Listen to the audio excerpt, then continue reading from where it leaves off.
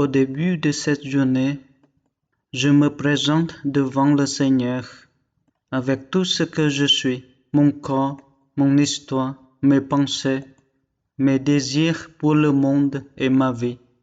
Je me place sous le regard aimant de Dieu et lui demande avec mes mots de pouvoir mettre en pratique sa parole. Au nom du Père et du Fils et du Saint-Esprit. Amen. Aujourd'hui, nous sommes le lundi 15 novembre et nous fêtons Saint Anne-Père Laurent, évêque et docteur de l'Église. Avec lui, demandons au Seigneur que les théologiens puissent trouver un langage ajusté pour annoncer la foi aujourd'hui dans le dialogue avec culture. Au début de ce temps de prière, je pense conscience de la présence du Seigneur à mes côtés. Je mets tout mon être à sa disposition pour qu'il puisse se communiquer à moi. Au nom du Père et du Fils et du Saint-Esprit. Amen. Évangile de Jésus-Christ selon Saint Luc. Alors que Jésus approchait de Jéricho, un aveugle mendiait, assis au bord de la route.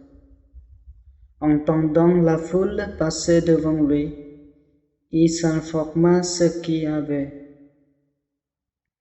On lui apprit que c'était Jésus le Nazaréen qui passait.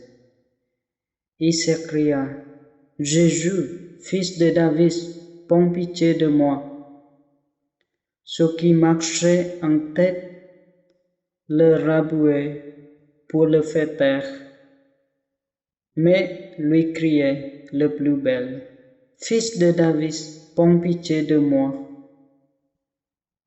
Jésus s'arrêta et il ordonna qu'on le lui amène.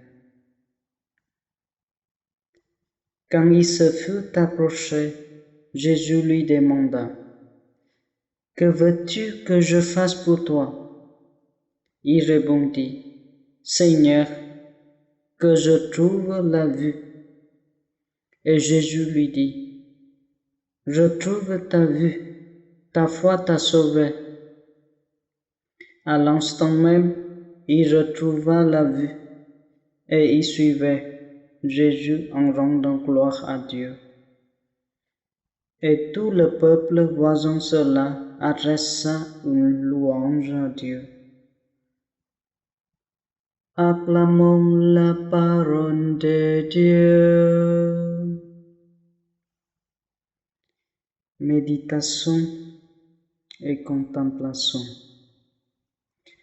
Jésus rentre dans la ville de Jéricho, entouré par une foule bruyante. Je contemple ce médium aveugle assis au bord de la route. J'imagine ce qu'il entend et ce qui reste en apprenant que c'est Jésus qui passe. Et moi, où suis-je dans ces scènes?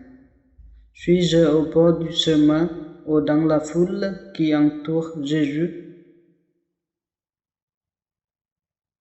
Cet homme a senti qu'une telle occasion de rencontrer Jésus ne se représenterait pas.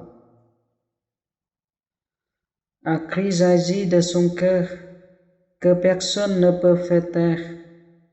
Jésus, fils de David, prends pitié de moi.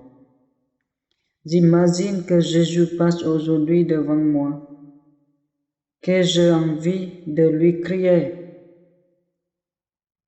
Je regarde Jésus s'arrêter, ordonner qu'on lui amène cet homme converser avec lui.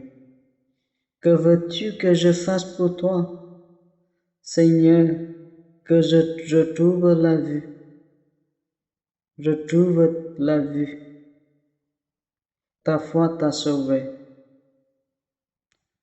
Je laisse résonner ces paroles en moi, en m'en restant où je trouve du but.